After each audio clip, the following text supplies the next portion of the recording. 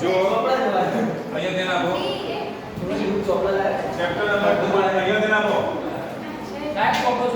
Chapter number 2 માં અહીંયા ધ્યાન આપો વિદ્યુત સ્થિતિમાનનું સૂત્ર ખબર હોય જોઈએ બિંદુ પર વિદ્યુતભાર વડે મળતું વિદ્યુત સ્થિતિમાન જો અહીંયા ધ્યાન આપજો બિંદુ પર વિદ્યુતભાર વડે બાજુ બાદ અહીંયા ધ્યાન આપો બિંદુ પર વિદ્યુતભાર વડે મળતું વિદ્યુત સ્થિતિમાન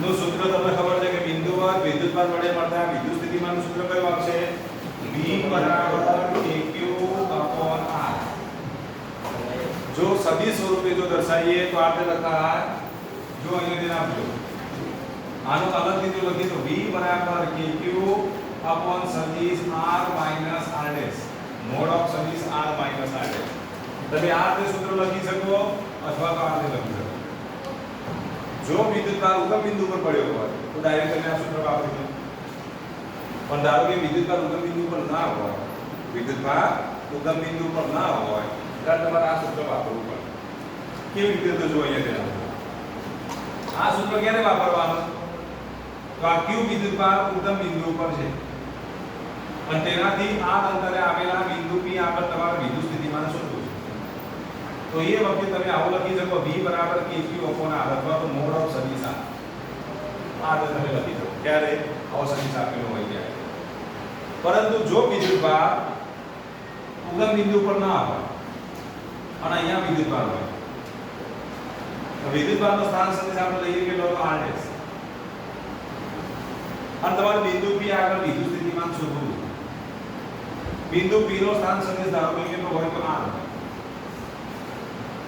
તો પછી આ જે સદિશ બને ને અહીંથી આ અંતરનો સદિશ થાય અને આ બે વિદ્યુતભારથી બિંદુ P સુધીના અંતરનો સદિશ જે છે ને એ ભેદના સદિશમાંથી પૃષ્ઠનો સદિશ શું કરવો પડે બાદ કરવો પડે તો આ સદિશનું નામ તમે શું આપશો સદિશ R - R' તો એ વખતે વિદ્યુત સ્થિતિમાનનું સૂત્ર કયું આવશે V = KQ/mod of સદિશ R - R' સિમ્પલ દાખલો છે પરંતુ આ સૂત્રનો ઉપયોગ નહીં થતો હોય આ સૂત્રનો ઉપયોગ કરતો હોય એવા દાખલા વધારે પૂછાય આટલું યાદ રાખો આના અંદરનો આપણે ઓબ્જેક્ટ વિચારીએ તો અહીંયા ધ્યાન આપજો 4 કુલમ વિદ્યુતભારને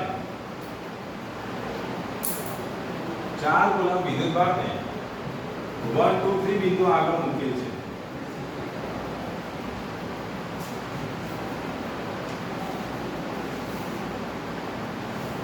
ચાર કુલમ વિદ્યુતભારને 1 2 3 મીટર બિંદુ આગળ મૂકેલ છે તો 2 1 -2 બિંદુ આગળ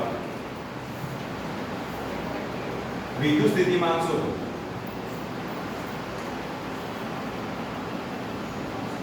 આવું એક સિમ્પલ ઓબ્જેક્ટિવ છે તમારી પાસે એક વિદ્યુતભારને તમે 1 2 3 બિંદુ આગળ મૂકી દીધો એટલે આ ઉગમ બિંદુ પર તો નથી મૂકે એવું કહેવાય કે और તમને એમ કીધું કે 2 1 -2 બિંદુ આગળ તમારે વિદ્યુત સ્થિતિમાન શોધવાનું તો જે વિદ્યુતભાર મૂકેલ છે એને આપણે R' કહીશું આને શું કહેવાય R' જ્યાં વિદ્યુત સ્થિતિમાન શોધવાનું છે તેને આપણે શું કહીશું તો R કહીશું R ની કિંમત આપી દીધી 2 1 -2 R' ની કિંમત કેટલી તો 1 2 3 તો સદિશ R માંથી R' તમારે શું કરવા પડે બાદ કરવા તો જો અહીંયા તમારે પહેલા સદિશ R - R' શોધવા પડે તો જો સદિશ R - R'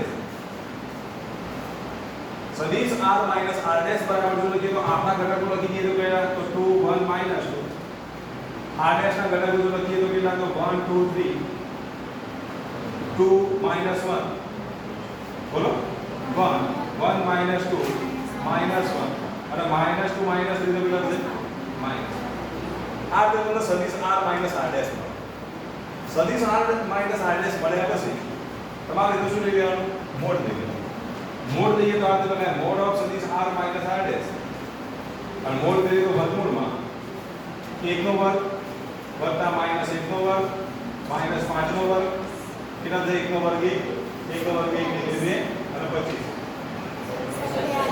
તો વર્ગમૂળનો 27 9 3 27 એટલે કેટલા થાય બરો 3 મીટર આ મીટરમાં છે આ પણ મૂલ્ય મીટરમાં છે તો પછી આ મૂલ્ય પણ સમો છે મીટરમાં છે તો હવે આપણે વિદ્યુત સ્થિતિમાન શોધવું છે તો વિદ્યુત સ્થિતિમાનનું સૂત્ર ઓલરેડી આપણી પાસે તૈયાર છે આપણે કિંમતો મૂકી દઈએ કે એની કિંમત તમને ખબર છે 9 9 ગુણ્યા 10 ની 9 ઘાત. તો અહીંયા આપણે લખી દઈએ 9 ગુણ્યા 10 ની 9 ઘાત. તો એની કિંમત કેટલી? તો 4 કુલમ. r માઈનસ r ની કિંમત કેટલી? 3√3.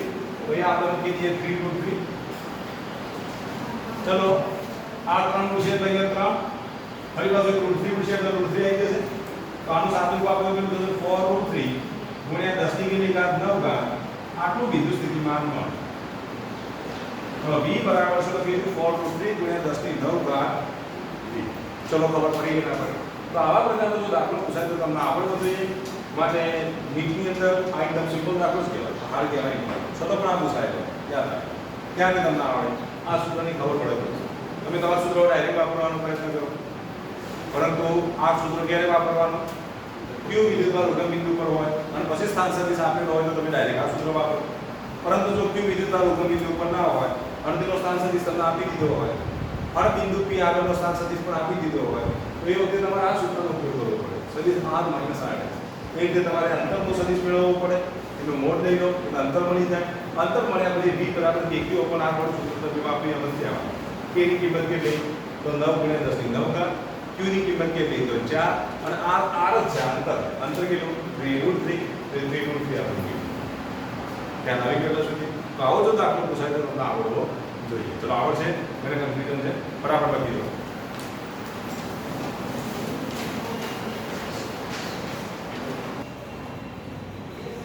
જો -2 કુલમ વિદ્યુતભારને 1 - 2 1 મીટર બિંદુ આગળ મૂકેલ છે તો 1 1 1 1 2 2 બિંદુ આગળ વિદ્યુત સ્થિતિમાન શોધો. તો પહેલા તમારે શું શોધી કાઢવાનું? સદિશ r - r' શોધી કાઢો. પછી મોડ ઓફ સદિશ r - r' શોધો. ખાલી માત્ર q ની જગ્યાએ તમારે -2 મૂકવાનું. અંતિમ જવાબ કેવો આવશે? તો ઋણ વિદ્યુતભારનું વિદ્યુત સ્થિતિમાન ઋણ આવે અને ધન વિદ્યુતભારનું વિદ્યુત સ્થિતિમાન કેવું આવે? ધન આવે. તો આખો દાખલો તમારે જાતે ગણવાનો છે. બરાબર? તો આટલું કામ તમારે જાતે પૂરું કરવાનું છે. બરાબર? -2 કુલમ વિદ્યુતભારને આ બિંદુ આગળ મૂકેલ છે. 1 1 2 મીટર બિંદુ આગળ વિદ્યુત સ્થિતિમાન શોધો. તો જો આનો આન્સર જે છે એ આન્સર તમારે લખી દેવાનો. કેટલો આન્સર આવશે બોલો? -18/5 × 10 ની 9 ઘાત વોલ્ટ. આટલો જવાબ આવે. તો આ દાખલા તમારે જાતે પ્રયત્ન કરવાનો. એનો જવાબ કેટલો આવશે બોલો? -18/5 × 10 ની 9 ઘાત. ચલો ખ્યાલ આવી ગયો? આવડશે? ઓકે. આ તો પોઈન્ટમાં લખો તો પણ ચાલે. હવે ચલો બીજો એક દાખલો લખો.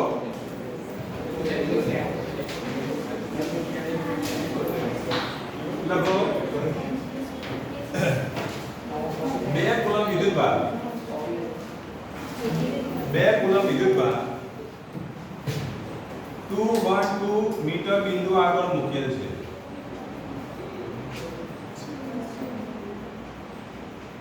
2 કુલમ વિદ્યુતભાર 212 મીટર બિંદુ આગળ મૂકેલ છે. અનંત અંતરેથી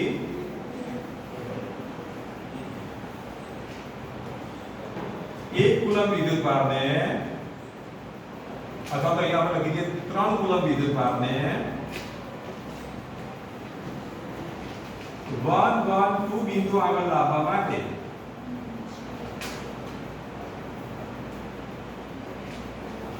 કરવું પડતું કાર્ય શોધો.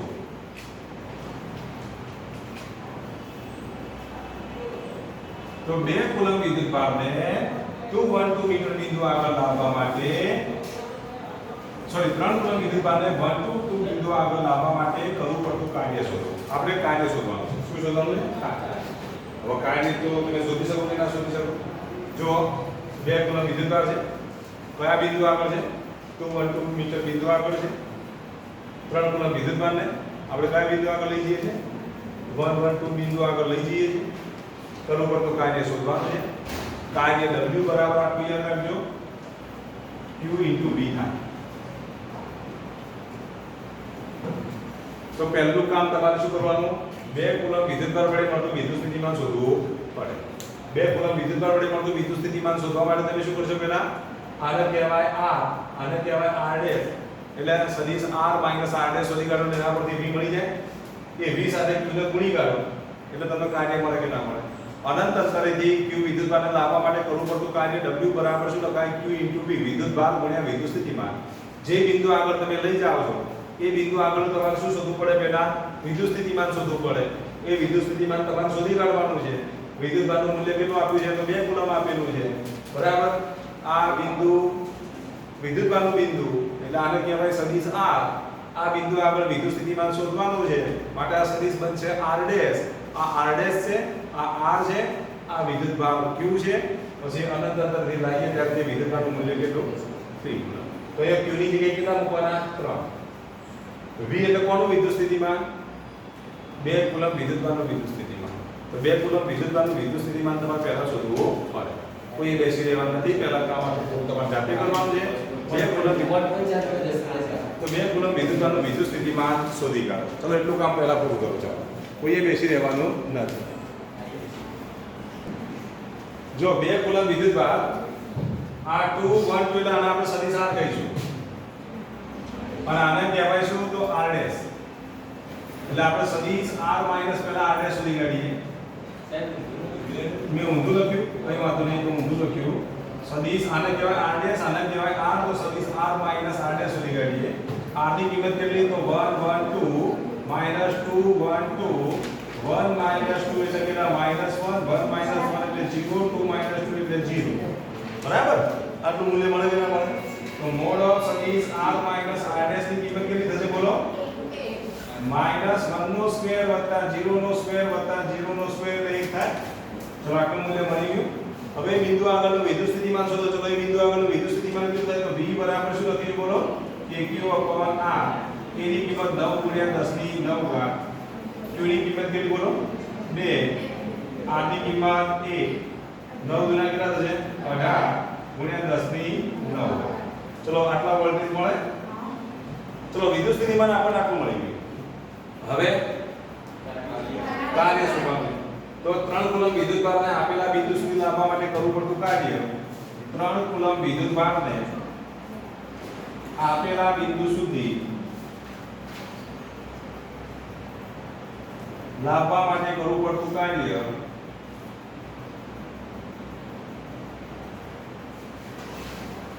W બરાબર શું લખીશું? Q into B.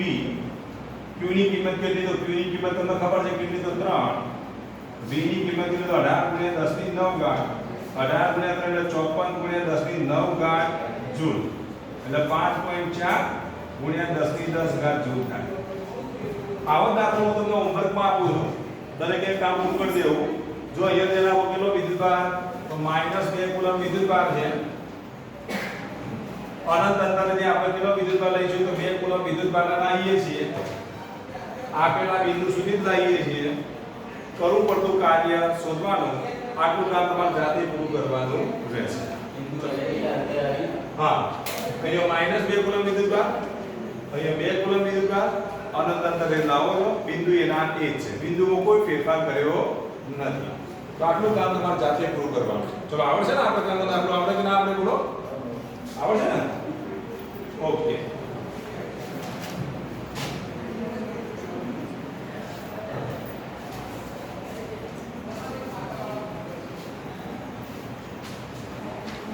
જો નીટ માટે મોસ્ટ ટાઈમ તો જી માટે તો ભાઈ ધ્યાન રાખજો.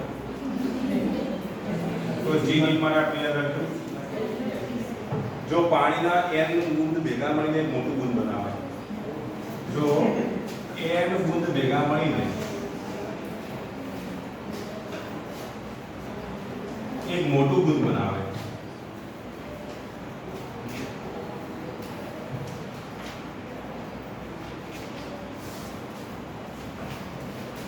જ્યારે n બુંદ ભેગા મળીને જ્યારે મોટું બુંદ બનાવે ત્યારે શું થાય એ સમજી લો. જો ધારો કે પાણીનો આ એક બુંદ છે તો અહીંયા ધ્યાન આપજો. આ બુંદની ત્રિજ્યા કેટલી છે? તો સ્મોલ r છે. આ પહેલું બુંદ, પછી આ બીજું બુંદ, જેની ત્રિજ્યા કેટલી છે? n સમાન બુંદો અહીંયા લખી દેજો. n સમાન બુંદ, બધા ત્રિજ્યા સરખી છે. આવા n સમાન બુંદ ભેગા મળીને અહીંયા ધ્યાન આપજો.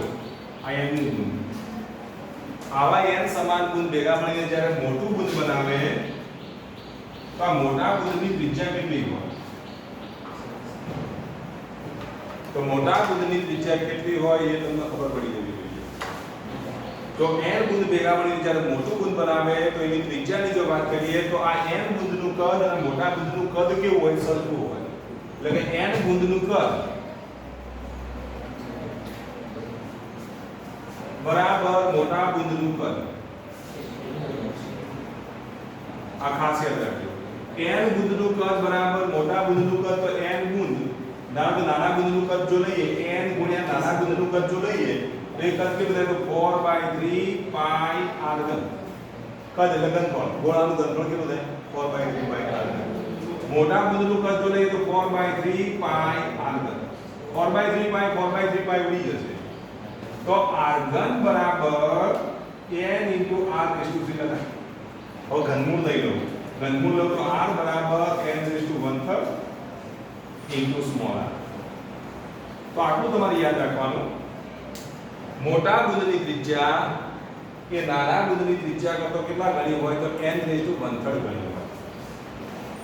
n એ બુંદની સંખ્યા. ધારો કે આપણે લઈએ 8 બુંદ લઈએ. 8 બુંદ ભેગા કરીએ તો મોટા બુંદની ત્રિજ્યા કેટલી થાય?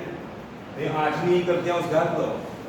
8 ની 1/3 ઘાત એટલે 2 નો ઘન 1/3 થાય. એટલે 2 થાય કે નહીં? 8 નું ઘનમૂળ કેટલું? 2. તો પછી r બરાબર શું લખીએ? 2 * સ્મોલ r.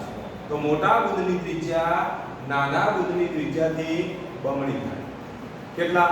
8 બુંદ ભેગા મળે ત્યારે. 8 સમાન બુંદ હોય તો તમે આ રીતે લખી શકો. હવે અહીંયા ધ્યાન આપજો. જ્યારે આવું મોટું બુંદ બને ત્યારે વિદ્યુત સ્થિતિમાન શોધવાનું પૂછે. ધારો કે આના પરનો વિદ્યુતભાર q છે, આના પરનો વિદ્યુતભાર q છે, અહીંયા વિદ્યુતભાર q છે. આવા બધા બુંદ ભેગા મળી જ્યારે મોટું બુંદ બનાવે તો મોટા બુંદ પર કેટલો વિદ્યુતભાર હોય? તો વિદ્યુતભારના સંરક્ષણના નિયમ પ્રમાણે જેટલો પ્રારંભિક વિદ્યુતભાર હોય એટલો જ અંતિમ વિદ્યુતભાર હોય. પ્રારંભિક વિદ્યુતભાર કેટલો થાય? બોલો. q q q n બરાબર n q હોય કે નહીં? તો પછી મોટા બુંદનો વિદ્યુતભાર કેટલો થશે? q ડેશ બરાબર n q થાય. તો જો દરેક નાના બુંદ ઉપર જો q વિદ્યુતભાર હોય તો એ બધા બુંદ ભેગા મળે જ્યારે મોટું બુંદ બનાવે તો તેના પરનો વિદ્યુતભાર કેટલો થશે? n q. તો પછી જો નાના બુંદનું વિદ્યુત સ્થિતિમાન v હોય, દરેક નાના બુંદનું વિદ્યુત સ્થિતિમાન v હોય તો પછી મોટા બુંદનું વિદ્યુત સ્થિતિમાન કેટલું થાય? એ આપણે હવે શોધવું છે. ચલો નાના બુંદનું વિદ્યુત સ્થિતિમાન જો આપણે લખીએ તો આવું લખાય કે v બરાબર kq / સ્મોલ r.